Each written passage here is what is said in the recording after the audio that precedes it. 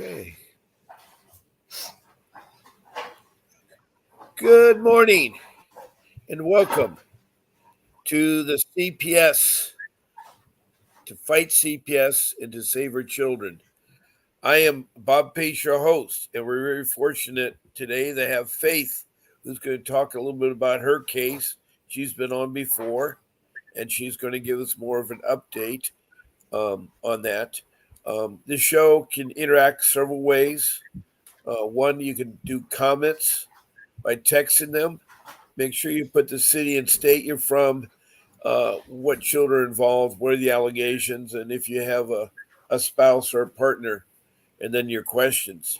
And so you can text them right on in to the comment section, and I'll try to help you best. Faith will probably have some answers, maybe. That's one way. If you're not ready to, if you want to be like Faith and schedule an appointment to come on in, all you do is call 888-888-6582. I don't Go ahead, know if Faith. I don't know if it's your connection or my connection, but you were breaking up intermittently there. Oh, do you hear me now? I try to take off my headset, and sometimes I can hear you now. You hear? It's still breaking up. Nope. I think I got Okay. good. I got it good. All right, let me put my headset. Is this better now? Is this better? Do you hear me better now?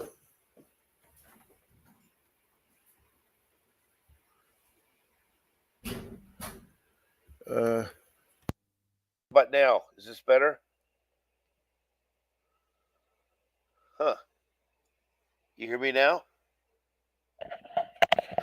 Well, here. Let's try it this way again. Do you hear me now, Faith? If anybody's listening, can you give me a thumbs up if you hear me? Give me a thumbs up if you hear me. Hold on. Make sure my speaker is, yeah, it's already up there. Yeah, you should be able to hear me. Do you hear me now?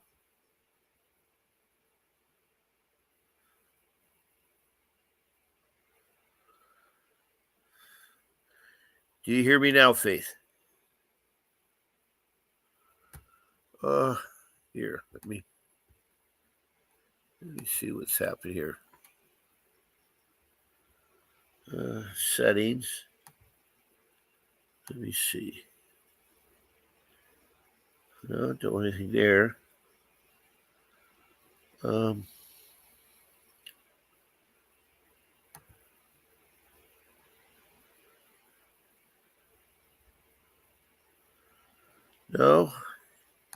You should. I heard you for a second there, Faith. Now I don't hear anything. Wow, this is the first time this has ever happened. I'm going to leave and come back, Faith. I'm going to leave and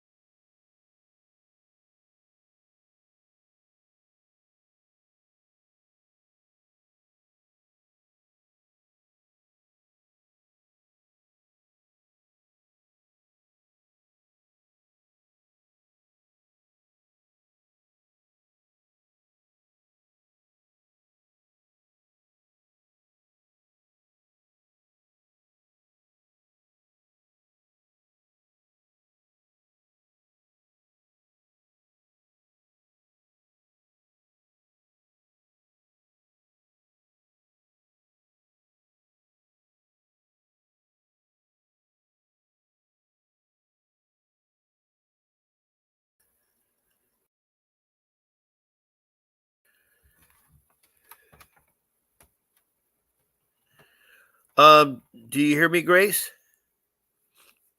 Does anyone hear me right now? We had Faith with us.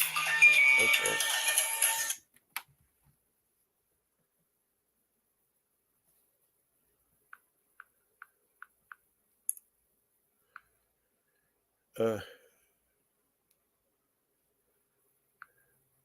Okay, back. I'm back. Okay, I'm back, and here comes Faith. All right. Okay, Faith, can you hear me? Grace, do you hear me? I can hear you. Can you hear me? Yeah, I hear you now. Okay. All right. For all you listeners, sorry for the hiccups. It's one of those times that sometimes things don't work. But anyway, again, I'm the host, Bob Pace, and I was just telling you about how to be a guest on the show by calling 888-888-6582. When you reach the office, make sure you tell them that Bob Pace sent you so that you can be scheduled. You want to be scheduled on one of my 14 shows. I'm on every day of the week. I'm on at 10 o'clock in the morning and on at 7 o'clock at night for an hour. That's Pacific Standard Time. And the only exception to that is on Sunday. I come on a half an hour later. So if you want to be a guest, I'd love to have you. Love to speak about your case, and hopefully I can help you out there. Also, I always talk off my rules. I have 3 rules. Well, rule number 1 is to get yourself an attorney. You probably say, why do you need an attorney for CPS? Because the most complicated, lopsided, lack of transparency, deceptions, lies that go on and on. You need an attorney. Like if you're going to get open heart surgery, you're going to get a doctor. Well, this is like open heart surgery. You're going against CPS, whose goal is to keep the children in custody and get the money. They're interested for the money. It's the only legal agency I know of in the United States that can do child trafficking and get away with it. And what I mean by child trafficking, they do that. And so it's scary. I know all of you listen there is scary. So anyway, as I say, rule number 1, you need to get an attorney, and Vincent W. Davis Associates produces this show. It's a law firm in Southern California, and there's many lawyers with a lot of legal backgrounds. The one you want about is the one called a family law attorney, family law. This is where you go to dependency court to settle matters with your children who are juveniles. It's part of the Superior Court, but it's called Dependency Court. Anyway, Mr. Davis is offering a free consultation to strategize with you about how to find CPS and how to get your kids back. So, with that being said, there you go, Faith. He can fight. He has won CPS cases. He brought children back. He knows what he's doing. He fights in Southern California, Northern California, and all over the 50 states. So he's offering this free consultation for 30 minutes up to an hour. All you have to do is call in that same number, 888-888-6582. And when you call in, make sure you use my name. Bob Pace sent you, so you don't get charged for the consultation. And when you see Mr. Davis, say that Bob Pace sent you. And so I highly recommend you take up this 1 hour of time with them to at least attempt to solve a little bit what direction you're going to go to. You eventually, when you go to the dependency court, they give you what's called a public defender, but that isn't the same. And I can talk about that later. But rule number 2 is you take notes of everything that happens, date and time, the people involved, what happened, and the outcome. And then rule number 3 is to say no to social workers and no to the police, and do not let them in your home. They need a court warrant. The less you talk, the better off you are. So, you don't really want anything you say will be held against you. And the allegations that come in, you're guilty till you're proven innocent. It's different. Any other court of law, you're innocent till you're proven guilty. But in dependency court, you're guilty till you're proven innocent. Anyway, I like to turn it over to Faith to tell her a little update. You might tell us what city and state you're from and what children this involves, and if you have a partner or something, and how your case started. Yeah, so I've previously been on. I think it's been about 2 months since the last time I was on. So I'm in Minnesota, and I have 3 boys. Ages now are they are 5, 9, and almost 12, and they have been in the care of the county here for about 560 odd days. A year and a half. Wow. Yep, yep. And so they were originally taken for, and you can, if anybody needs to, they can go back and review the other videos. I'm not reiterating what I said before, but All they right. they were basically taken for environmental hazards and mental health. Yeah, I remember. Yep, and then released. But So so where I you so where you at on this? so I had my CHIPS adjudication. They adjudicated us a CHIPS March. Let's see here. It would have been March 3rd of 2023, and they gave us about 4 months to work our case plans, which pretty much were, the therapies, the UAs, parent assessments, and all that, like the stuff that everybody the case plan basically. And after the 4 month on the 4 month deadline, so on July 24th, they submitted a petition to the courts to terminate our parental rights. So we started our trial to terminate parental rights, and our trial started November. I want to say it was November 27th and 28th. Mm-hmm. And it was in person, and we started with testimony. People were giving testimony, and we went in there on the second day, and it was really strange. On the second day, my my whole trial was suspended. Wow.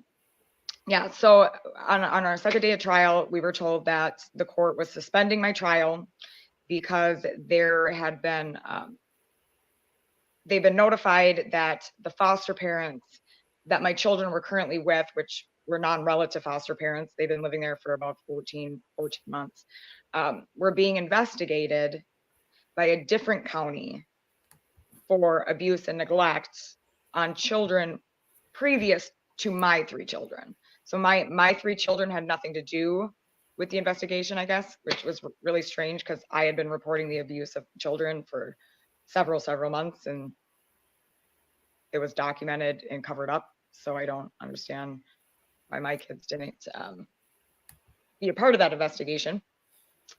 But they ended up removing my kids from the foster home, which was great. That's something that I had been wanting since October of 2022.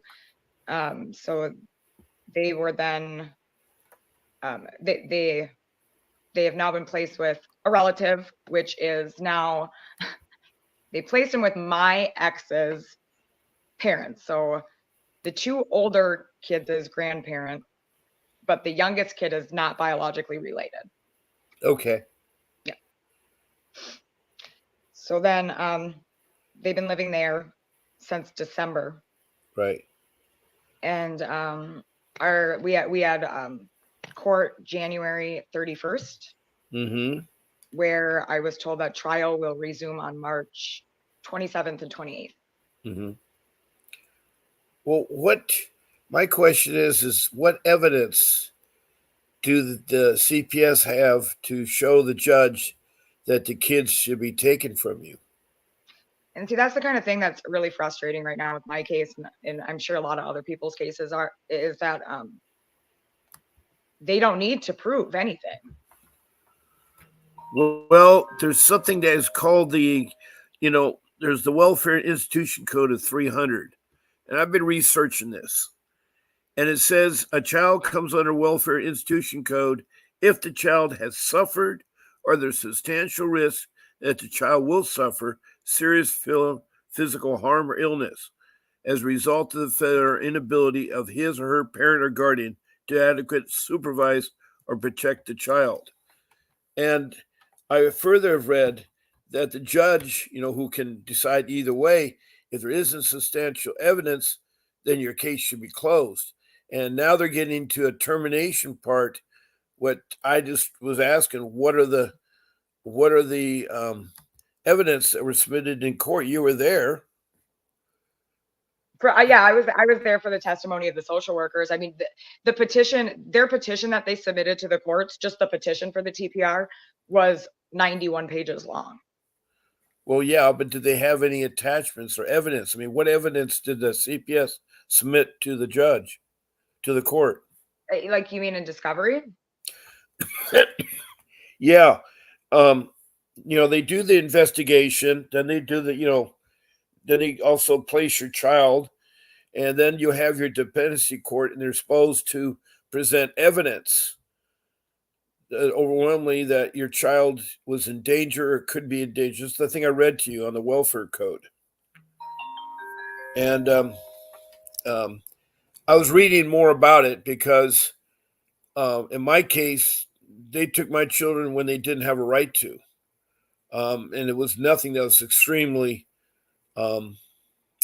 something they should have. My kids were in immediate danger, and my parents' belongings weren't in such a manner they would extremely dangerous to my kids. What had happened is that my parents were dying, and I was taking their belongings and going to pack them up and move them and put them. So I had their belongings at my house, and they said that no, you can't do that.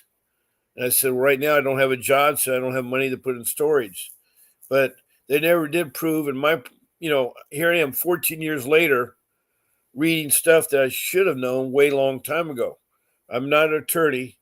And, that welfare code, everybody should look at it. Welfare code 300. It's pretty explanatory. I mean, it's what the dependency court can do. Right. Well, the issue that you're right, but that's when I just don't see that happening, and especially in my case. I mean, I feel as if the judge is just letting them get away with anything. It doesn't matter. Are you allowed to talk in court? No. So you're not allowed to in court. Are you represented by a public defender? Yes, I am. Okay. Is he allowed to talk in court? Yes.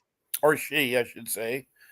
Well, have you talked to your public defender and say what evidence does social services have that extreme danger of neglect or physical abuse is happening to my children? They don't have any.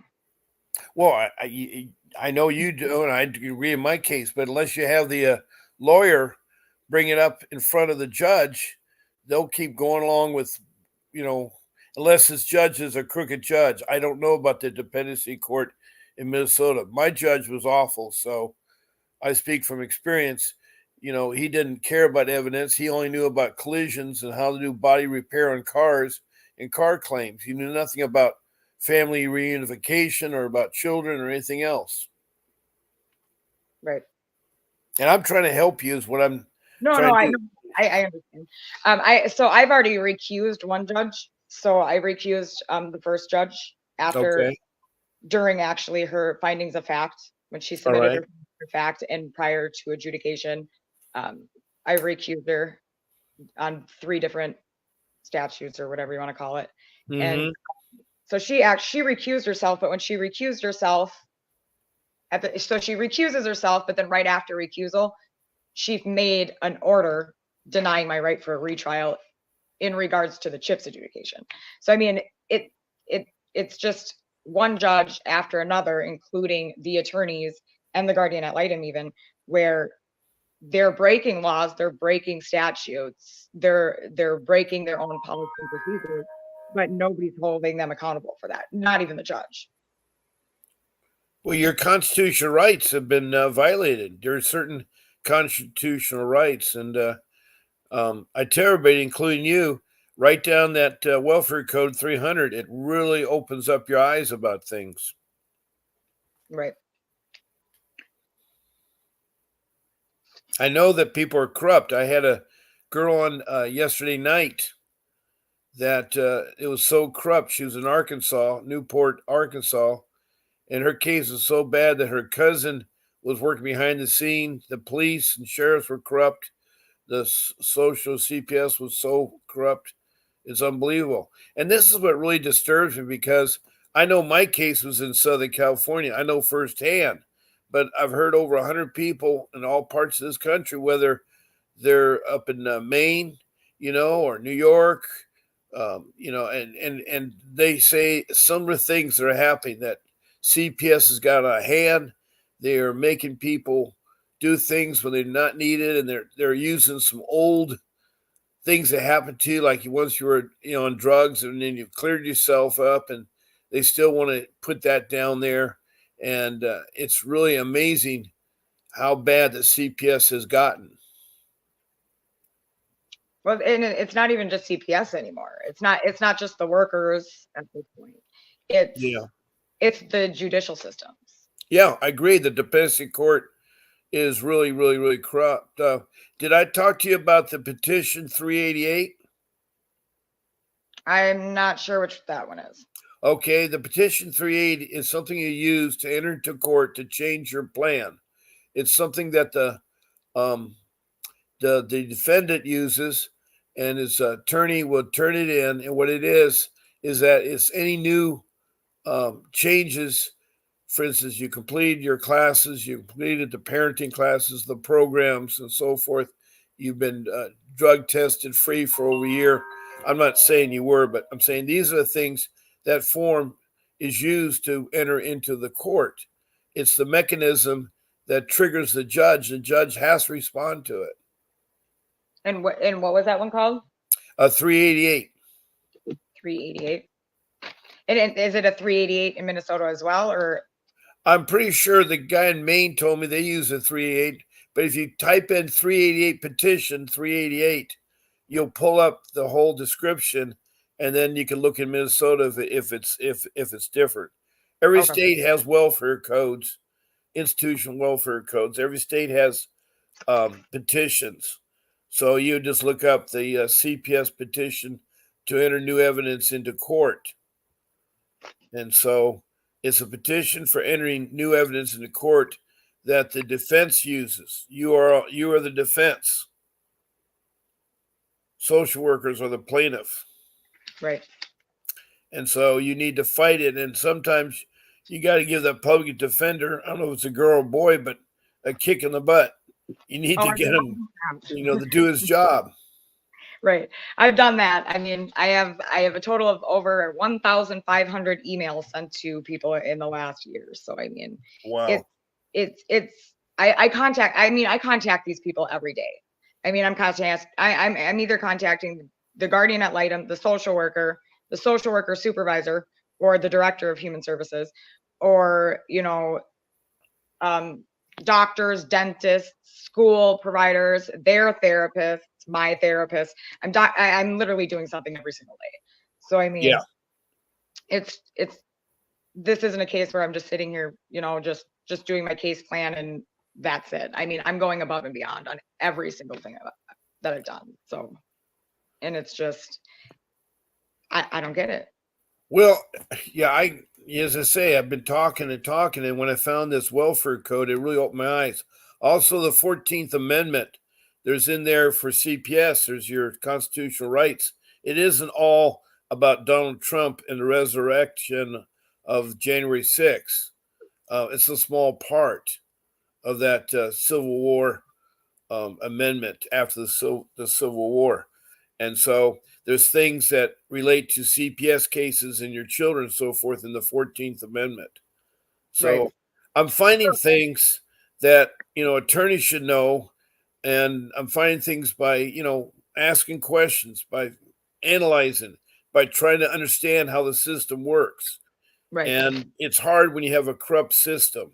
The government's corrupt, and I'm talking about the police and CPS and the social workers are bad. They're not educated. They don't even have a college degree, and they don't have a certificate or a license to do what they're doing.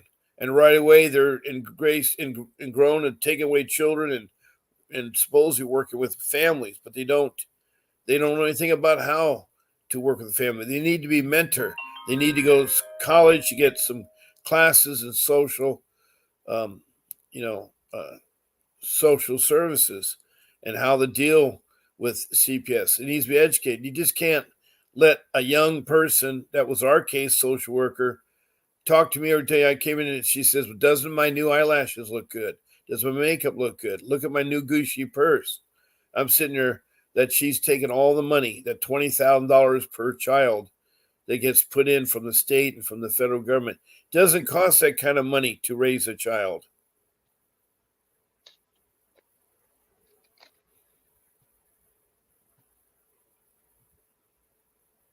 Did you know in Minnesota that they are strictly taking their children to use them? To use for you're talking my children? Yeah, anybody's Oh, children. oh yeah.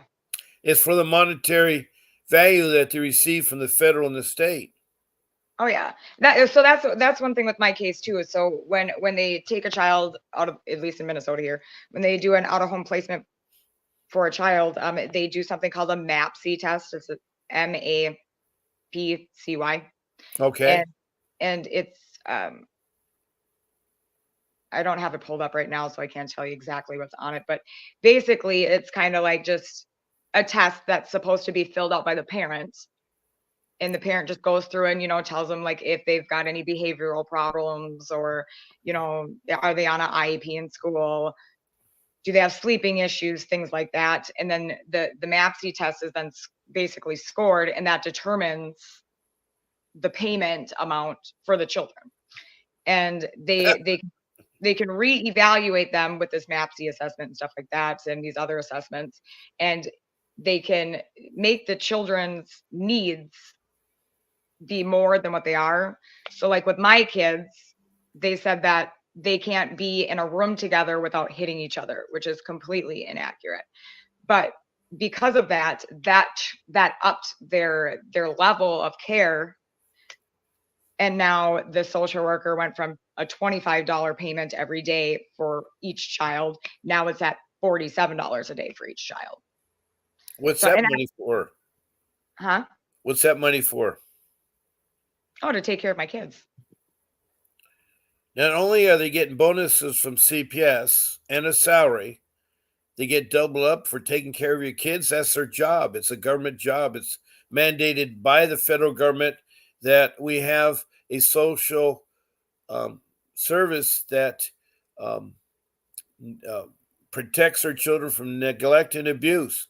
It's not supposed to be charged. It's a government thing. It's just like anything else, any other government agency. You're not supposed to charge when you go in for They're food not stamps. charging me. Who are they charging the $47 to? The federal government. This is the payment to the foster home. Oh, I mean the foster home is getting 47, but the CPS is getting 20,000 Per kid. Yep.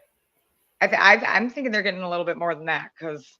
Well, they probably are, but it's $1 billion business, and in Southern California, you're probably talking a couple thousand kids. It's Right. multiplied times Well, 20,000. That's still a lot of money per month. in my discovery, they actually included the payments that they made to the foster home, and in the year of 2023, the foster mom made about $50,000 off my kids. Well, yeah, I mean, they get some of the money, no question about that. That's why they're foster parents, because Right. it's really easy to get money. I mean, if you get But yet now they've been found to be emotionally neglectful of children in the past. My kids were removed, but now you're gonna how does that work? Like why do they get paid $50,000 to abuse my kids? they shouldn't be. Why should CPS get 20,000 per kid and doesn't cost such money? It is ridiculous. There's no transparency. There's no government board that looks after them. They don't even have to be in a metro program to learn how to do family reunification or how to deal with their children. They walk right into that job and they're thrown right into the thick of things. Right. And it's totally wrong. But the petition 3888 will help you. I think looking at the family code 300 will help you too. I did want to ask about, so like with my case,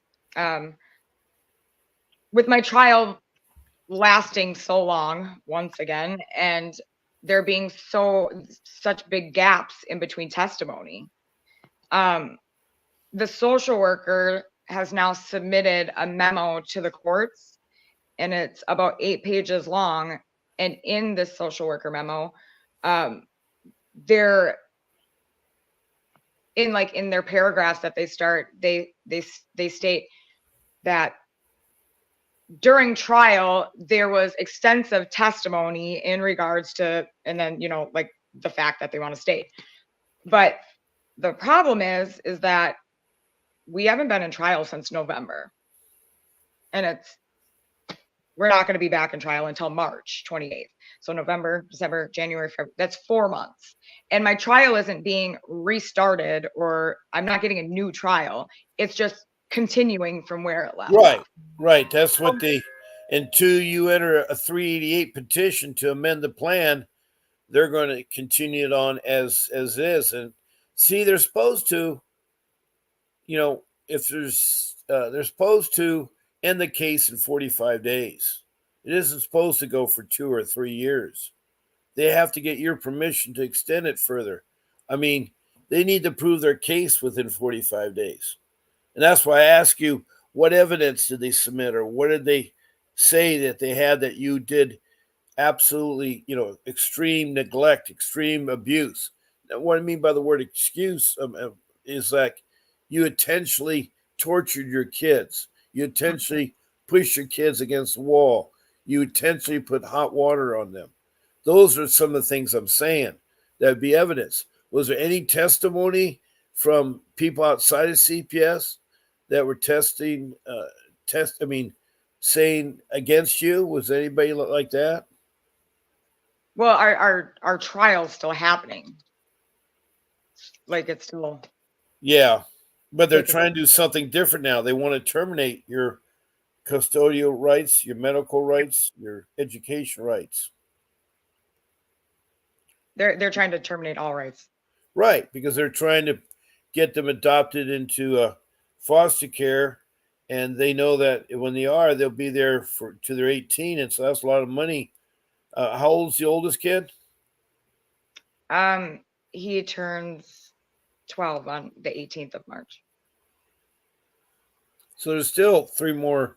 There's still 5 more years. They can get a lot of money. Yeah.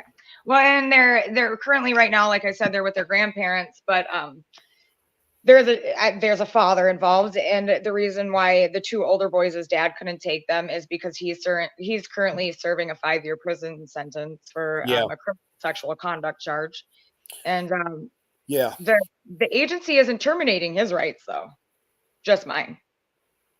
See, has your attorney is aware of this? Yep, they're going to allow him to transfer his rights to his parents. So when he gets out of jail, he can just go right back home to his mom and dad's house and have his kids, and my rights get terminated. Well, that sounds very, very, very corrupt. And that public defender sounds like somebody you need to replace if he can't recognize the corruptness there. Right. You could go to the public defender's office in the dependency court and ask for a new public defender. They don't want to do that, but they have to by law. Right.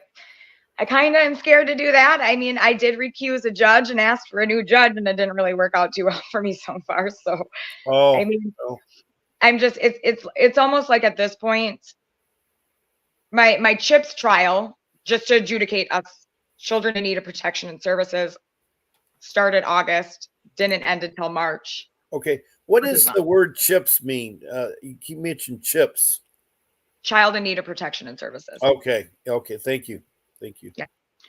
And that's where, when you get adjudicated a CHIPS in Minnesota, that's when they order the out-of-home placement plan. So in Minnesota, you don't have to work your out-of-home placement plan until the court orders you to do it. And when that happens, then you got to do it. Well, I would, if I was that public defender for you, I'd ask the court, what is the evidence that CPS, they have to disclose something. They got to have evidence that you're guilty of extreme neglect and abuse to your children. They didn't provide any of that. The only reason, so the evidence that they provided to get the CHIPS adjudication would have been false past CPS reports from my ex, who is sitting in prison right now, because we were going through custody battles and child support, and he didn't want to pay that. And I mean, I literally have the documentations where it says I'm going to report you every day to CPS until you do this, this, and this. And so, I mean, it was literally a bunch of past CPS reports that were done by my ex in prison prior to him going to prison. And then they had came into my house after they removed me and sent me to the ER, where I was released within 16 minutes. And they said I had a dirty house and a broken stove, which I cleaned and provided pictures to them before the EPC hearing. So, I mean, yeah, it's just none of it makes sense.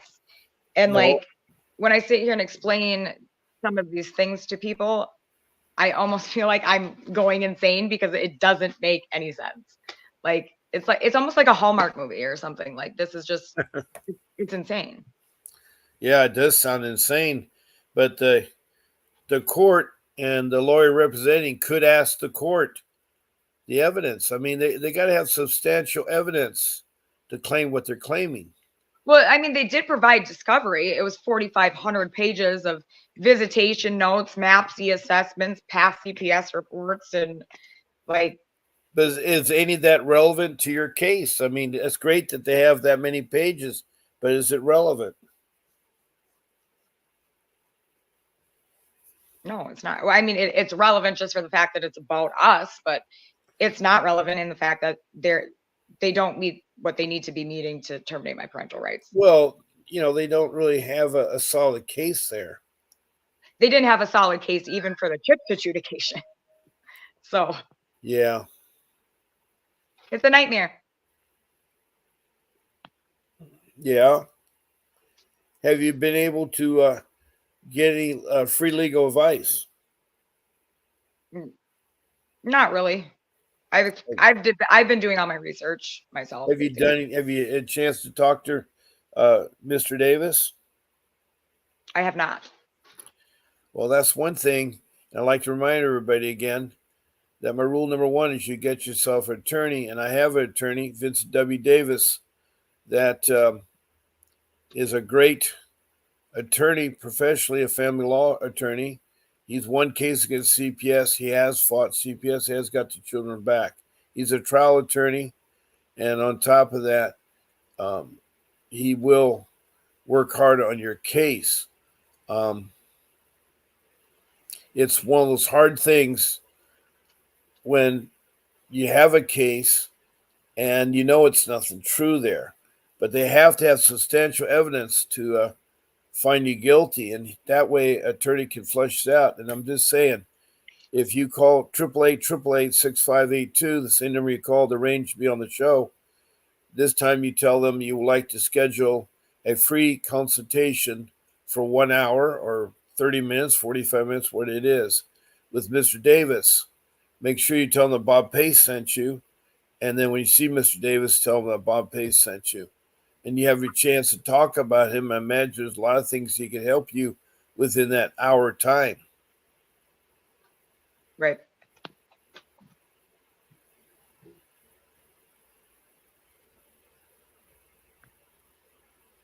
But yeah, so we'll see what happens in trial when it comes up. Well, okay. How's the attorney, the public defender, preparing you for it? I haven't spoken to her at all. Why did she refuse to speak to you? I have no idea. She doesn't respond. Oh boy. But I did so with my so there's me, my husband, and then my children, my two older children's dad who's in prison. So there's 3 adults that are in the matter, and then my son, who is 12, so he has his attorney. So there's actually 4 attorneys that are working this, but my ex's attorney and him don't count anymore. And then we ended up actually removing my husband's attorney, and we did just pay really good money for an attorney to represent his side of things.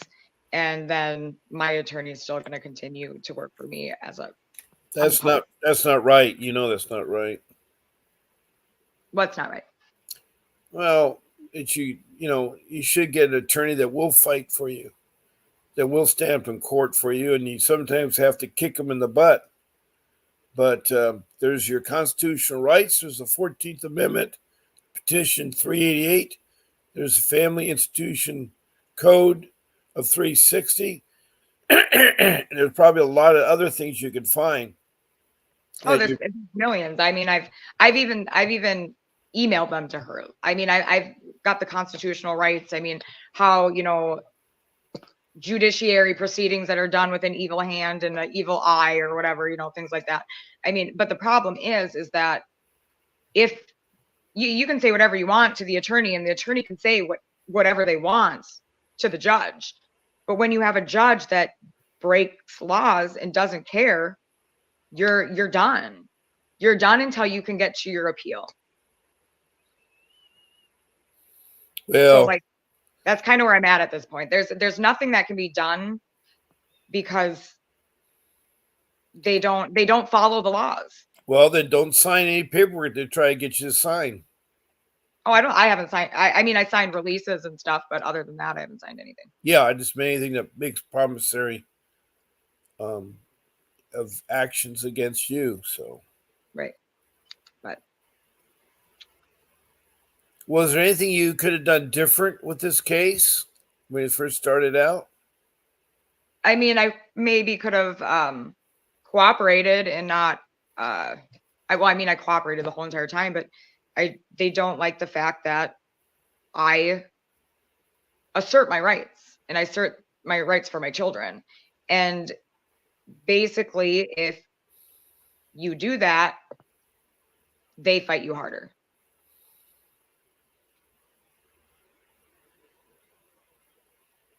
Does that make sense? Are you there? Yes, I am. I was thinking in my mind like a puzzle, and I'm thinking what the judge is going to say with your hearing, and I'm trying to think if that public defender can. I'm speaking at my next trial. I don't care. Yeah, can ask the question. I mean, the reason why I don't talk at my trial is due to the fact that when it's over Zoom, I get muted and she will not unmute me. Right. And then like I said, I started trial in November, so I've had 2 dates. And the very first thing she said to me in the courtroom was, "You open your mouth one time, I will get you for contempt of court, and I will put you in jail." So, I mean, if I have to go to jail to sit there and make this judge understand something by me speaking to her in a courtroom, then that's what's going to happen. Because, I mean, at this point, like I was trying to say earlier, is that in the agency's memos to the courts, they are trying to sit there and they're trying to reiterate what happened during my trial that was suspended for the last 4 months. And in this memo to the judge, which the judge is reading, they're outlining things supposedly in their recollection happened during testimony, but in my recollection, it didn't happen that way. Like, I won my trial. If trial were to end right now, I won. But now with the agency's memo to the court, they're trying to make the judge not have to go back and review her own notes or, the transcript.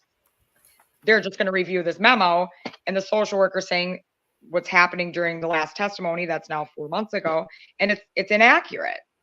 So basically, I'm going to tell the judge that, you know what, I want a new trial. Well, your attorney's got to word it in such a motion before the court for a new trial.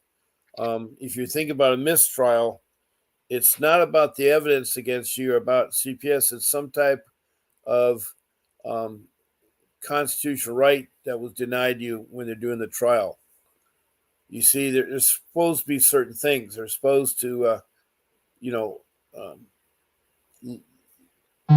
they're supposed to let you know things, and they don't. They want to keep it very vague.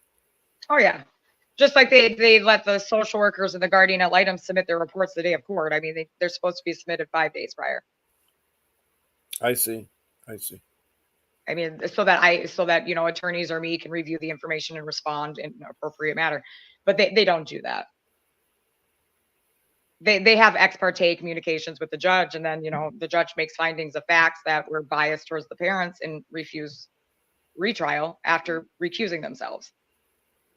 So I mean, it's a scary, scary, scary place right now, I think. Oh, it is. It's the most. I mean, I was helpless when I was going through my case, and all they wanted to do was move the kids from a shelter to a group home to foster care. They harmed my children. They broke up a lot of the constitutional rights and so forth. Jessica K&D said, "Wow, this is such injustice everywhere." Yeah, I'm sorry to tell you that, Jessica, because 99% of the cases I hear all slant and point to CPS is very corrupt. The judges are corrupt. The public defenders are corrupt. And if you really are getting allegations that aren't true, you're going to have a hard time, you know, proving it. But if you look at, you know, the Family Code 300, the Petition 388, those are devices that can help you. There's a lot there. They can do it. And I mean, like, even with my case too, like, I know that you had said, what could I have done differently? I mean, my kids were taken August 24th of 2022. I had my EPC hearing August 29th. And by August 29th, I had individual therapy set up, marriage therapy set up. And then, you know, I was attending those. And I mean, for the entirety of this case, the following services that I've done is individual therapy, DBT therapy, EMDR therapy, psychology, or a psychologist where, you know, they give you the medications, taking medications. I've cleaned my home, allowed unannounced visitations. I have replaced the oven that was broken, the real reason why they took my kids.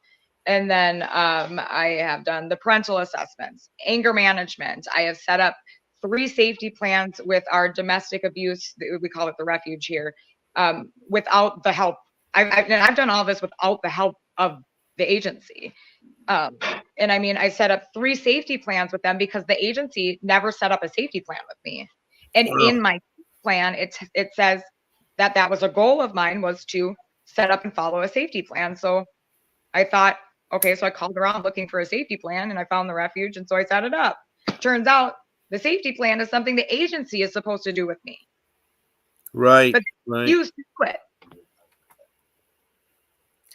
Well, I have some people that have text messages. I have Brenda Lee, the courts are fake. Jessica K&D, wow, there's such injustice everywhere. Jessica further says, they're putting stuff in my kid's head. That didn't happen. They're making my family turn against each other. Why'd they make you do all those classes? Well, they do the classes to prolong the kids being in protective services with CPS. So and they do the classes too because they need to be doing their reasonable efforts. Yeah, well, which is tarnished because they are so corrupt. They are so corrupt. The social workers are. My attorney literally will send an email to me and then report to the court that he sent an email to me on this date, and that should count for reasonable efforts. For the reasonable efforts. It should. But it's like all you did was email me. You never provided me a service. You never gave a referral. No, they don't. There's no accountability. CPS has no board to oversee them, to watch what they're doing. I mean, they have managers that I talked to the head dog there at my CPS, and he sat in his Taj Mahal of a building trying to justify why they were making billions of dollars off kids in Orange County, California. And it's wrong. It really is wrong. Well, see, and the director of ours, because I went straight to the director when they took my kids. I wasn't playing around. And the director of CPS here literally sent a mass email out to every single person in the building, every employee, which was over 150 employees, with a picture of me saying that if they see me in the building, to call the cops. Yeah. But yet they want me to come to the building to take UAs. It's a joke. Well, I tell everybody out there listening, and a lot of you uh, expressed some shock at things, but I'm telling you, the CPS is somebody you can't trust. They use deception. They use the policemen to orchestrate their taking of children in their homes. They have to have a warrant. It has to be executed by a judge. It's got to be a specific warrant about who they're warranting You to could and have a what. warrant. They broke into my locked front door and searched my whole entire house, and then literally told the courts that they broke into my house. Geez. That's wrong. That's wrong. They even, and then another thing too that really bugs me right now is when they came into my home that was locked, by the way. They said that they entered the home to get belongings for the children, even though when they arrived, the kids were in the yard with the police waiting for them to come. And Mm-hmm. they didn't need to get belongings. All they needed to do was take them until I got out of the hospital 16 minutes later. But they ended up entering my home, and then they took stuff out of my home. And even to this day, I've asked, like, okay, you guys removed belongings from my home. I'd like to know what was removed, because there's things that are missing, like laptops or gaming systems. And Wow. and they tell me that they don't know what was removed because they never documented it. There's not like an inventory list that that they're doing or following. Were you present when they were searching your home? No, I was in an ambulance on the way to the ER. That's right. That's right. They took advantage of that. That's wrong. That's wrong. Yes.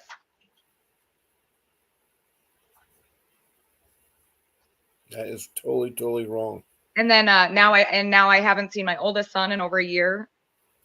Haven't seen or talked to him on the phone, even though there's court ordered visitations.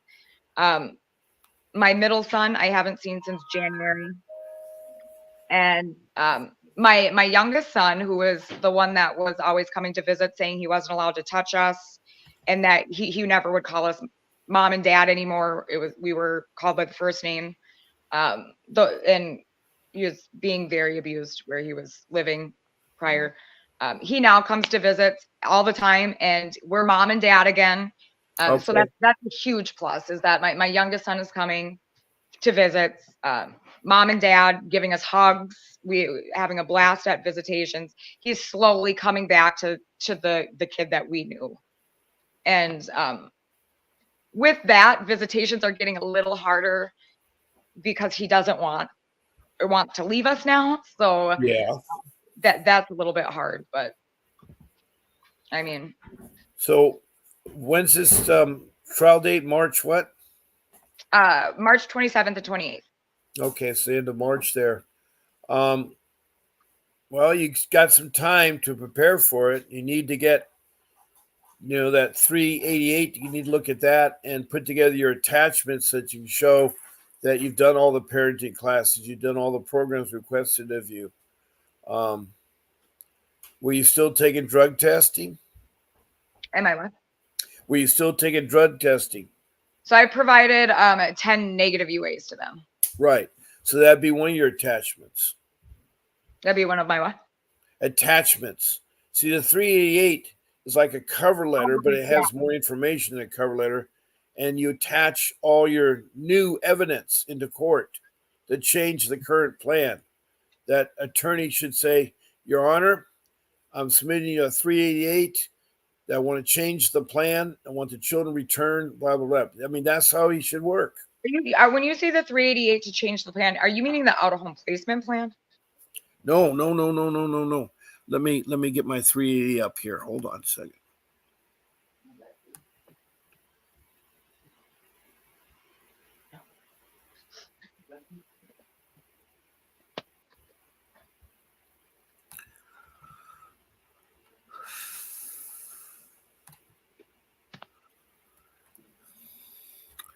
Well, here's a little blurb. Do you want to file a 388 petition for modifications and juvenile dependency court? How to? You file a 388 to change custody and visitation orders in a juvenile dependence case. When to use? You want to change a court order in a juvenile dependency case, new or old. You are the parent of the child. the dependent child of the juvenile court with a guardian or other person have an interest in the child. Circumstances have changed since the last order was made. There's new evidence you want to present to the court. And note, if an attorney represents you in court, contact them first, see if they can help you.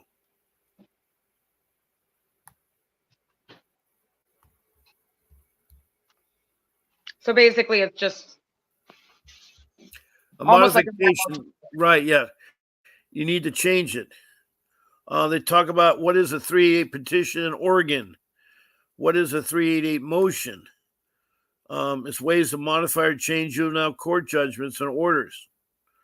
They're used to petition the court for a hearing to change, modify, or set aside any previous court order or terminate the court's jurisdiction.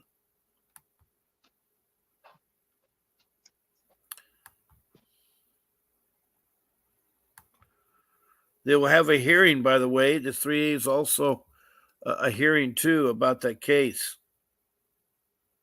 a hearing about what case? When you have a 3A petition, it's almost like a hearing. Yeah. Yep. But the 388 is a simple form. Let me see here. Motions of 388s here. What are the 388 motions here? It's telling me right now.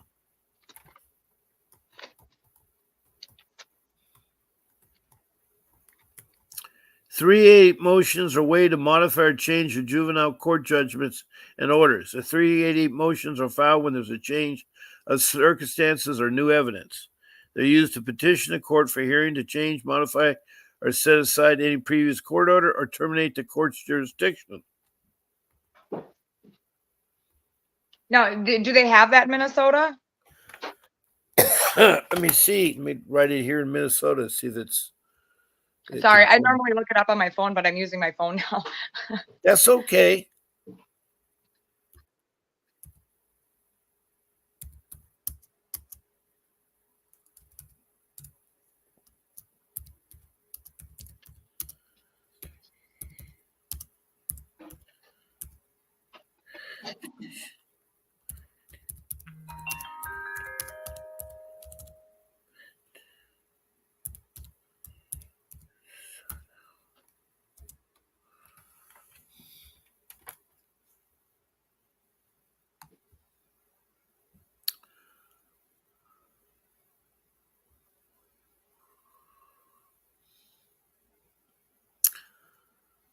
Okay.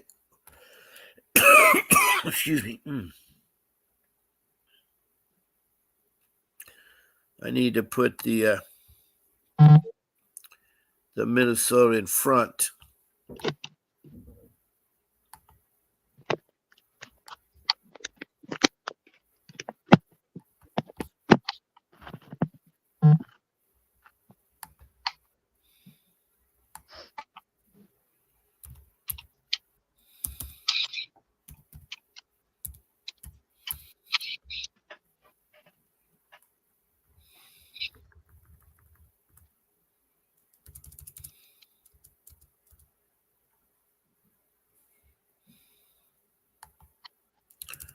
Okay.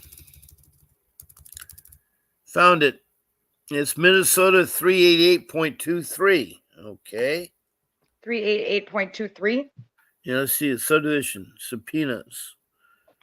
What is 38.23 statute in Minnesota here? Hold on.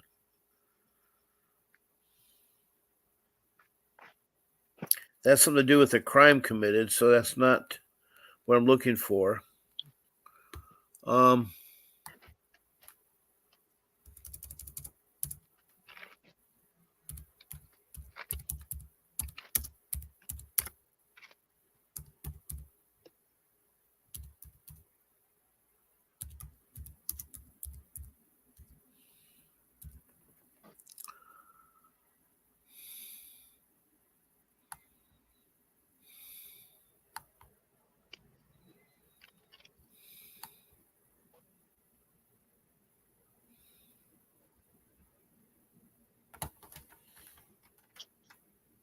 They do talk about chips in Minnesota.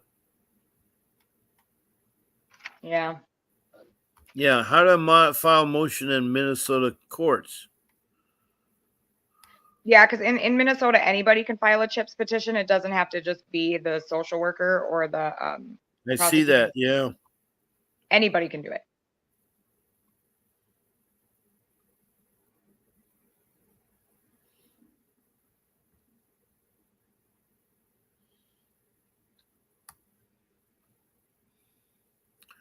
Well, all I know is the 3.8 will get you there. There's quite a length of information they give, but it's the form, it's the petition you use to enter new information and to fight your case. Right now, just looked at the clock here. Our show time is up. That doesn't mean that you won't be able to talk more. You can talk about it at my next show, either tonight or tomorrow or whenever it is. Because I'd love to hear more from you, Faith. I'd love to help you out more there. For all you listeners out there, I want to thank you very much for tuning in. I want you not to give up your case with CPS. Keep fighting. I want you that rule number 3: say very little to CPS. Do not let them in your home. Rule number 1: get that attorney. And again, we have an attorney offering free legal advice, Mr. Vincent Davis, and he's offering a free situation there.